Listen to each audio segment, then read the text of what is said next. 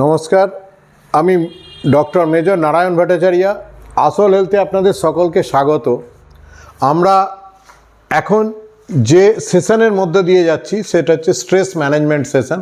Stress ম্যানেজমেন্টের basic ব্যাপার স্যাপার আপনাদেরকে আমি সব বলেছি। এখন আমরা যেটা আলোচনা করব সেটা ভীষণ ইম্পর্ট্যান্ট এবং যে জায়গাটা নিয়ে মেডিকেল সায়েন্স খুব বেশি কথাবার্তা এখনও বলেনি, কিছু আলোচনা চলছে, কিছু রিসার্চ চলছে। আমি আপনাদেরকে অলরেডি বলেছি যে কিভাবে আমাদের দেহে স্ট্রেস যে কাজটা করে সেটাকে কিভাবে মেজার করা যায়, তার জন্য আমরা চেষ্টা করছি, কিন্তু এখনও খুব সাকসেসফুল জায়গায় গিয়ে পৌঁছায়নি, খুব বেসিক জায়গাতে আছি। তো আমি আপনাকে যেভাবে বলবো স্ট্রেসটা, সেটাতে কিন্তু শুধুমাত্র মেডিকেল সায়েন্স বা শুধু সায়েন্টিফিক ওই অ্যাপ্রোচ না, সমস্ত অ্যাপ্রোচকে একসাথে দিয়ে আপনাকে আমি বোঝাবো। ইট ইজ মানে 360 degree approach for stress management mechanism. সমস্ত কিছু আমি এই পুরো 360 ডিগ্রি অ্যাপ্রোচ দিয়ে বুঝবো এবং আমাদের যে 4 ডাইমেনশন অফ আওয়ার হেলথ, মানে physical, mental, spiritual and social, এই পুরো সব ডাইমেনশনগুলোকে আমি কভার করব। তার সাথে স্ট্রেসের কী রিলেশন সেটা দেখাবো এবং স্ট্রেস কিভাবে ডেভেলপ করে সেটা দেখাবো এবং সেই স্ট্রেসকে কিভাবে ম্যানেজ করা যায় তাও দেখাবো। ঠিক আছে? তো এইগুলো সমস্তটা আপনারা আমাকে ফলো করতে থাকুন এবং বোঝার চেষ্টা করুন।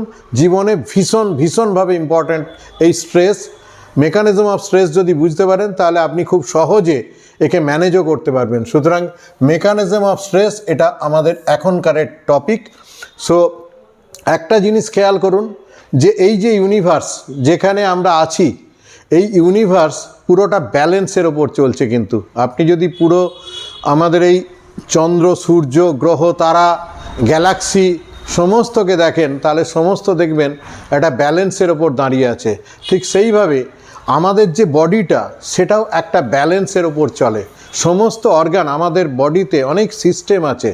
আমি আপনাদেরকে বলেছি central nervous system, peripheral nervous system বা নার্ভাস সিস্টেম, এছাড়াও গ্যাস্ট্রোইন্টেস্টিনাল সিস্টেম, কার্ডিয়াক যেটা cardiovascular system, endocrine system, respiratory system, এছাড়া এক্সক্রিটারি সিস্টেম, রিপ্রোডাক্টিভ সিস্টেম, অনেক সিস্টেমের শেষ নেই। সমস্ত সিস্টেমগুলো একটা ব্যালেন্সে কাজ করে, কোঅর্ডিনেটেড ওয়েতে কাজ করে। সেইখানে যদি কোনো কারণে এই ব্যালেন্স নষ্ট হয়, তখনই অ্যাকচুয়ালি ডিজিজ শুরু হয়। সমস্ত সময় জানবেন যেখানেই ব্যালেন্সের অভাব, সেখানেই কোনো না কোনো প্রবলেম স্টার্ট হবে এবং আমাদের দেহে যখন এই ব্যালেন্স নষ্ট হতে থাকে, তখনই সেখানে কিন্তু ডিজিজ স্টার্ট হয়। যেমন আমাদের যে কোষগুলো, এই কোষ বিভাজন হচ্ছে, যে কোষ নিয়ে আপনি জন্মেছেন সে কোষ আপনার 10 বছর বয়সে নেই, 20 বছরে নেই, 30-এ নেই, এরকম কোনোভাবে নেই। সমস্ত কোষগুলো চেঞ্জ হচ্ছে। তো এই যে চেঞ্জ হচ্ছে, এই যে ডিভিশন হচ্ছে, এই ডিভিশনের একটা ব্যালেন্স আছে। যদি এই ব্যালেন্সটা নষ্ট হয়, তাহলেই কিন্তু আপনার দেহে টিউমার ডেভেলপ করতে পারে এবং এই টিউমারেরই একটাকে বলা হয় ক্যান্সার, ম্যালিগন্যান্সি। সুতরাং যদি খেয়াল করেন, তাহলে এই ব্যালেন্সের অভাবই আমাদের সমস্ত কিছুর প্রবলেমের মূল। তো ব্যালেন্সটা আমাদেরকে মেনটেন করার চেষ্টা করতে হবে। আমরা ইভেন আমাদের নিজেদের জীবনে এই ব্যালেন্স মেনটেন করতে পারি না বলেই এত প্রবলেম আমাদের। আমরা ঠিকমতোভাবে যদি ব্যালেন্স করে চলতে পারি, তাহলে কিন্তু আমাদের এই প্রবলেম আসবে না। সেই জন্য দেখুন, the universe is on balance, same is our body system. আমি বলেছি যে আমার নিজের বানানো স্লাইড, আমি আপনাদেরকে ঠিক এইভাবে সোজা করে বোঝাবো। Our body has also 2 nerve chains. আমি যে বললাম আমাদের নার্ভাস সিস্টেম, আমাদের নার্ভাস সিস্টেমে 2টো নার্ভ চেন আছে, সেটাও ব্যালেন্স করার জন্য। এই ব্যালেন্সটা কি? একটাকে বলা হয় সিম্প্যাথেটিক, লাল কালিতে লিখেছি দেখুন, ভীষণ ইম্পর্ট্যান্ট।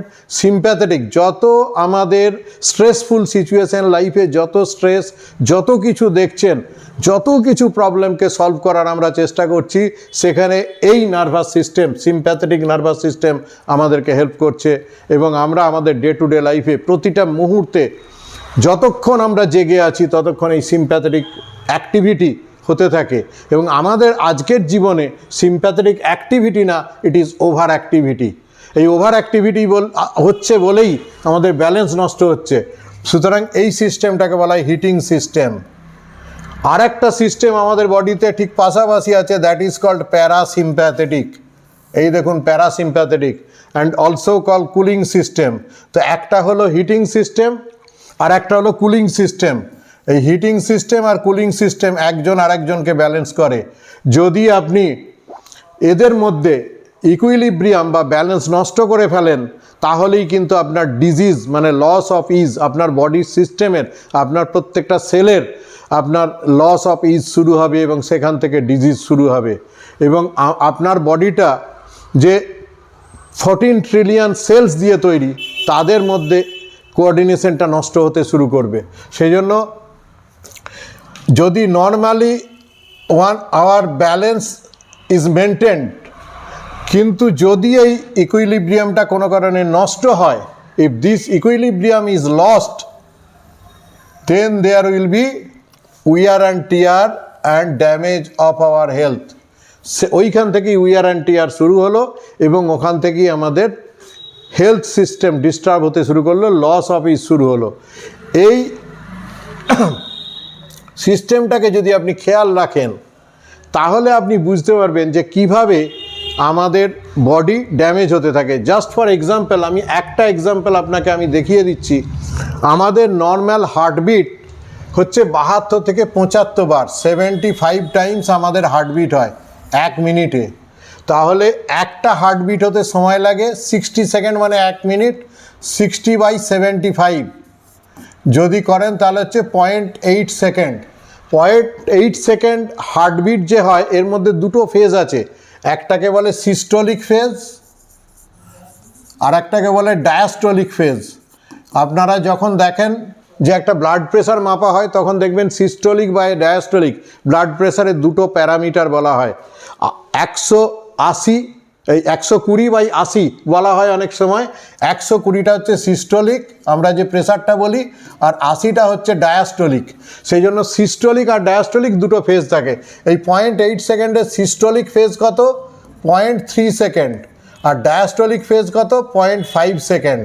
তো যখন আপনি হারি ওরিয়েন্ট কারির মধ্যে যাচ্ছেন, যখন আপনি টেনশন অ্যাংজাইটির মধ্যে যাচ্ছেন, যখন আপনি স্ট্রেসের মধ্যে যাচ্ছেন, তখন এই সিম্প্যাথেটিক চেন, যে সিম্প্যাথেটিক চেন আমাদের কাজ করছে, এই সিম্প্যাথেটিক ওভার অ্যাক্টিভিটি হয়।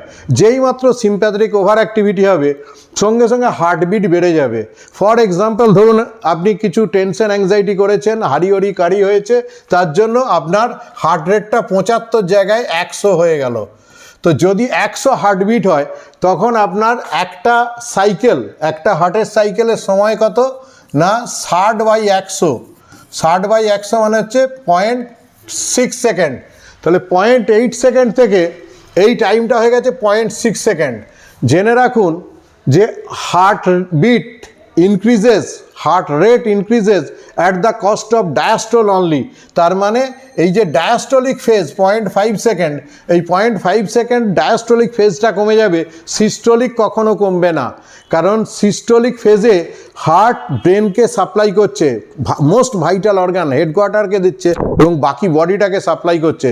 হার্ট কখনোই এত কনজুস হবে না যে নিজের জন্য ওই যেটা দিচ্ছে অন্য কাউকে সেইটাকে কাট করবে। ও দেয়াকে কখনো কাট করে না, নিজেকে কাট করে, নিজেকে স্যাক্রিফাইস করতে পারে। সেই জন্য তখন এইটা 0.3 সেকেন্ড থেকে যাবে আর এই ডায়াস্টোলিক ফেজটা 0.3 সেকেন্ড হয়ে যাবে। এই 0.3 সেকেন্ড যদি ডায়াস্টোলিক ফেজ হয় তাহলে কি হবে, আপনারা অবাক হয়ে যাবেন যে আপনি ঘুমাচ্ছেন, আপনি রেস্ট নিচ্ছেন, সব কিছু করছেন, হার্ট কখনো ঘুমায় না। আপনি যখন ঘুমাচ্ছেন তখনও হার্ট জেগে আছে। হার্ট যদি ঘুমিয়ে যায় তাহলে রাম নাম সত্য হয়, মানে তাহলে কিন্তু আপনার সব শেষ হয়ে গেল। তাহলে এই যে হার্ট যে কখনো রেস্ট নেয় না, জন্মের আপনি যখন জন্মাচ্ছেন তারও অনেক আগে মায়ের গর্ভ থেকে যার হার্টবিট শুরু হলো আর যেখানে যেদিন শেষ হলো ডাক্তাররা ডেথ সার্টিফিকেট লেখে হার্টবিট স্টপ হলে, ঠিক আছে, যখন ইসিজি ফ্ল্যাট কার্ভ দেখায় হার্টবিট স্টপ হয়ে গেছে তখন ডাক্তাররা ডেথ সার্টিফিকেট লিখে দেয়। সুতরাং ততক্ষণ পর্যন্ত হার্ট আপনার জন্য কনস্ট্যান্ট বিট করে চলেছে। তো যদি কোনো কারণে আপনার জীবনে হারি ওরিয়েন্ট কারি বেড়ে যায়, টেনশন বেড়ে যায়, স্ট্রেস বেড়ে যায়, তাহলে আপনার এই ডায়াস্টোলিক ফেজটা কমে যাবে। যদি 100 বিট হয় তখন ডায়াস্টলিক ফেজ হয়ে যাবে 0.3। এতে প্রবলেম কি? অ্যাকচুয়ালি হার্টের প্রবলেম শুরু হয় এখান থেকে। কারণ হচ্ছে দেখুন, সিস্টোলিকের চেয়ে ডায়াস্টলিক ফেজ 0.2 সেকেন্ড বেশি দেওয়া আছে। এই যে 0.2 সেকেন্ড, এর মধ্যে প্রত্যেক হার্টবিটে যে মেটাবোলাইট তৈরি হচ্ছে, যে আমাদের যে কোনো জিনিস যখন পড়ে বা কিছু হয় যে এনার্জি তৈরি হয়, সেই যে টক্সিক মেটাবোলাইট তৈরি হচ্ছে, এইটা ওয়াশ আউট হয়। এইটা ওয়াশ আউট হয়ে যায় 0.5 সেকেন্ডে। যদি এটা কমে যায় তাহলে হচ্ছে এই যে টক্সিক মেটাবোলাইটটা ওয়াশ আউট হয়ে যাওয়ার সময়টা কমে যাবে। 0.5 থেকে 0.3 এসে গেছে, যখন হার্ট রেট 100 হয়ে গেছে তখনই ওটা 0.3-তে নেমে গেছে। আপনাকে যদি পরপর কয়েক রাত জাগিয়ে রাখা হয়, আপনি যদি পরপর কয়েক রাত জেগে থাকেন, তাহলে দেখবেন তারপরে আপনার খুব টায়ার্ড লাগছে, এক্সস্টেড লাগছে, আপনি কোনো কাজ করতে পারছেন না, এনার্জি খুব লো মনে হচ্ছে। তো হার্টেরও সেইভাবে যদি কনস্ট্যান্টলি সিম্প্যাথেটিক ওভার অ্যাক্টিভিটি হয়, হার্ট রেট বেড়ে থাকে, তাহলে সেক্ষেত্রে হার্ট আস্তে আস্তে করে টায়ার্ড হয়ে যাবে, এক্সস্টেড হতে থাকবে, এবং এখান থেকেই হার্ট ডিজিজের স্টার্ট হয়। সেই জন্য আপনাকে বোঝাবার জন্য বোঝালাম, যদি সিম্প্যাথেটিক ওভার অ্যাক্টিভিটি হতে থাকে তাহলে কিন্তু এই সিম্প্যাথেটিক ওভার অ্যাক্টিভিটি বা হিটিং চেন যদি সবসময় অ্যাক্টিভ থাকে, তাহলে কিভাবে আমাদের বডিতে ডিজিজ স্টার্ট হয়। একটা এক্সাম্পল দিয়ে দেখালাম, শুধু হার্টের কেস, এখান থেকে হার্ট ডিজিজ শুরু হয়। তো আমরা সব সময় চেষ্টা করব যে এই যে ব্যালেন্সটা, এই ব্যালেন্সটাকে মেনটেন করতে। তো আমরা স্ট্রেস কাকে বলবো? So what is the mechanism of stress? আমি স্ট্রেসের একদম দেখুন ম্যাথমেটিক্যাল ডিডাকশন দিয়ে আপনাকে বোঝাচ্ছি, অঙ্কের মতো করে বোঝাচ্ছি যে mathematical deduction of stress should be stress equal to outer pressure by inner strength. Outer pressure by inner strength মানে পুরো জগতের যে আউটার ওয়ার্ল্ডের আপনার যা প্রেসার আছে, আর আপনার যে ইনার স্ট্রেংথ, আমি কাকে বলে এই ইনার স্ট্রেংথ আসছি, পরের ভিডিওতে আসবো, ইনার স্ট্রেংথটাকে বোঝাবো আপনাদেরকে। তো আপনি এই ইকুয়েশনটা দেখে নিন যে stress equal to outer pressure by inner strength.